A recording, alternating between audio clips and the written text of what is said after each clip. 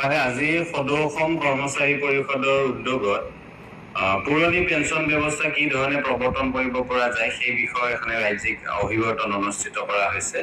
ইতিমধ্যে সদৌ অসম কৰ্মচাৰী পৰিষদে 2005 চনৰ পৰাই ধাৰাবাহিকভাৱে আৰু পদ্ধতি আৰু প্ৰণালীবদ্ধভাৱে এই NPS ব্যৱস্থাৰ বিৰোধিতা কৰি আহিছে।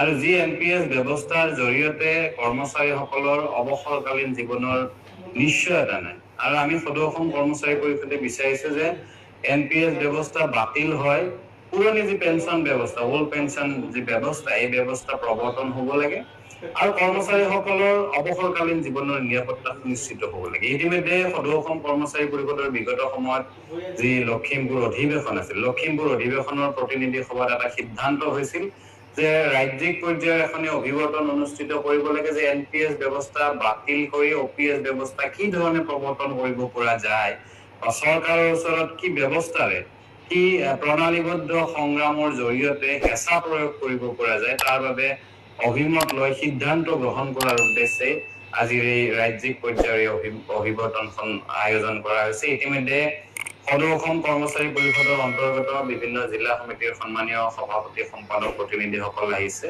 সদৌ অসম কৰ্মচাৰী পৰিষদৰ অন্তৰ্গত যিসমূহ বিভাগীয় সংস্থা সংঘ কৰ্মচাৰী সংগঠন আছে তেখেতসকলৰ সভাপতি সম্পাদক ইয়াত উপস্থিত আছে আৰু তেখেতসকলৰ যি অভিমত যি বক্তব্য বা যি পৰামৰ্শ যে সদৌ অসম কৰ্মচাৰী পৰিষদে NPS বিৰোধী যি আন্দোলন যি সংগ্ৰাম এই সংগ্ৰামখন অনাগত দিনত কি ধৰণে আগুৱাই নিব, কি ব্যৱস্থাৱলীৰে OPS ব্যৱস্থা প্ৰৱৰ্তন হোৱাৰ ক্ষেত্ৰত অসম চৰকাৰক হেঁচা প্ৰয়োগ কৰিব পৰা যাব সেই দিক নিৰ্ণয়ৰ কাৰণে এই সিদ্ধান্ত লোৱাৰ বাবে আজিৰ এই অভিৱৰ্তন। আৰু ইতিমধ্যে আমাৰ দুগৰাকী বিশেষ সমল ব্যক্তিয়ে আমাক পৰামৰ্শ আগবঢ়াইছে। NPS আৰু অতি সম্প্ৰতি অসম চৰকাৰে এই UPS ব্যৱস্থাৰ ঘোষণা কৰিছে যে আমি নো UPS নো NPS অনলি OPS। আমি কৰ্মচাৰী পৰিষদৰ আমাৰ বক্তব্য স্পষ্ট যে আমি এনেকুৱা কোনো বিভাজনকামী যে NPS ভাল নে UPS ভাল এই ধৰণৰ ব্যৱস্থাৱলীক আমাক আউল লগোৱাৰ যি চেষ্টা হৈছে সেই চেষ্টাৰ পৰা আঁতৰত থাকি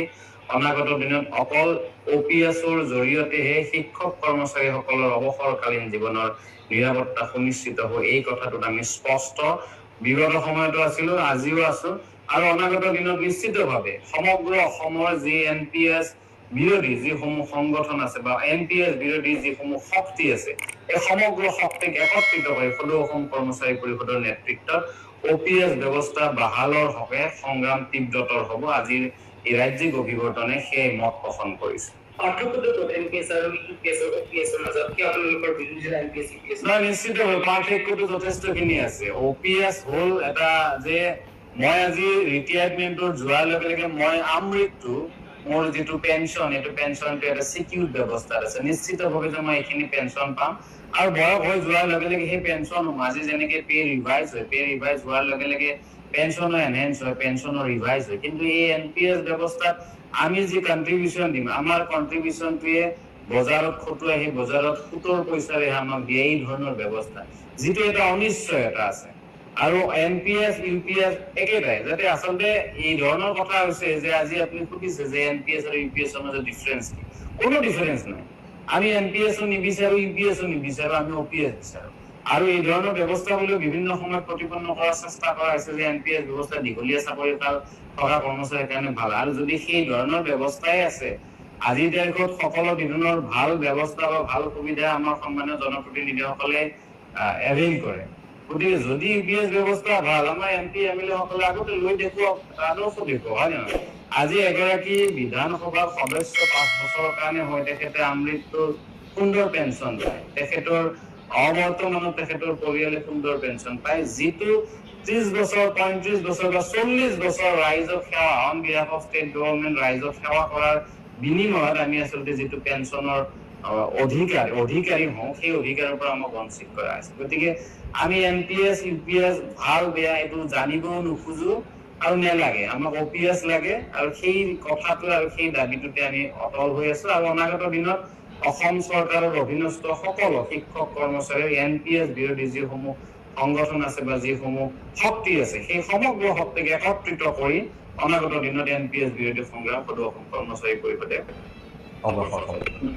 সদৌ অসম কৰ্মচাৰী পৰিষদৰ উদ্যোগত পুৰণি পেঞ্চন ব্যৱস্থা কি ধৰণে প্ৰৱৰ্তন কৰিব পাৰি সেই বিষয়ত এখন ৰাজ্যিক অভিৱৰ্তন আজি শ্ৰীমন্ত শংকৰদেৱ কলাক্ষেত্ৰৰ শ্ৰী মাধৱদেৱ আন্তৰ্জাতিক প্ৰেক্ষাগৃহত অনুষ্ঠিত হৈছে। সদৌ অসম কৰ্মচাৰী পৰিষদৰ বিভিন্ন জিলা সমিতিৰ সন্মানীয় প্ৰতিনিধিসকল আৰু কৰ্মচাৰী পৰিষদৰ অন্তৰ্গত বিভিন্ন সংস্থা সংঘৰ প্ৰতিনিধিৰ উপস্থিতিতে অভিৱৰ্তন অনুষ্ঠিত হৈছে।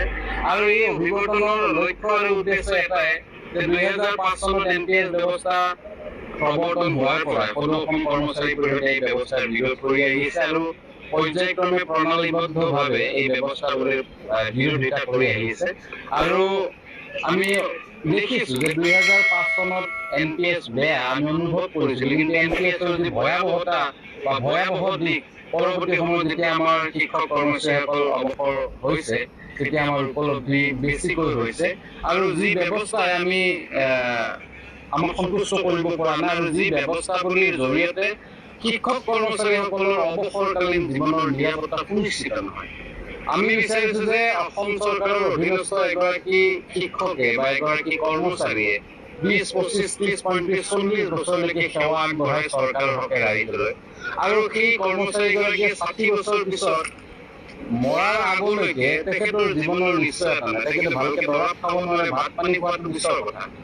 এই অনিশ্চয়তা যি ব্যৱস্থা এই ব্যৱস্থাৱলীৰ ওৰ কৰিব লাগে আৰু অনাগত দিনত NPS ব্যৱস্থা বা UPS ব্যৱস্থাৰ পৰিৱৰ্তে কি ধৰণে পুৰণি পেঞ্চন ব্যৱস্থা প্ৰৱৰ্তন কৰাৰ ক্ষেত্ৰত চৰকাৰলৈ হেঁচা প্ৰয়োগ কৰিব পৰা যায় সেই দিশত সকলোৰে পৰামৰ্শ অভিমত লৈ আমি অনাগত দিনত অগ্ৰসৰ হ'ম। আৰু আজিৰ অভিৱৰ্তনৰ যি অভিমত, যি বক্তব্য বা যি পৰামৰ্শ বিভিন্ন জিলা আমাৰ কৰ্মচাৰী সংগঠনসমূহৰ তেখেতসকলৰ পৰামৰ্শ লৈ অনাগত দিনত সদৌ অসম কৰ্মচাৰী পৰিষদৰ নেতৃত্বত NPS UPS বিৰোধী যি সংগ্ৰাম সেই সংগ্ৰাম অব্যাহত থাকিব।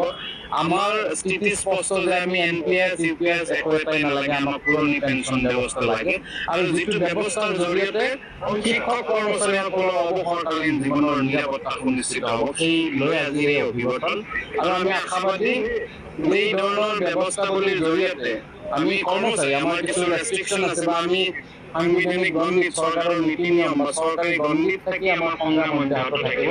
এই সংগ্ৰাম দীঘলীয়া হ'ব নিশ্চিতভাৱে আৰু আমি সকলোৱে বিশ্বাসী যে সংগ্ৰামৰ অন্তত নিশ্চয় ভাল খবৰ এটা পাবলৈ সক্ষম হ'ম আৰু কৰ্মচাৰীসকলৰ অৱসৰকালীন জীৱনৰ নিৰাপত্তা সুনিশ্চিত হ'ব।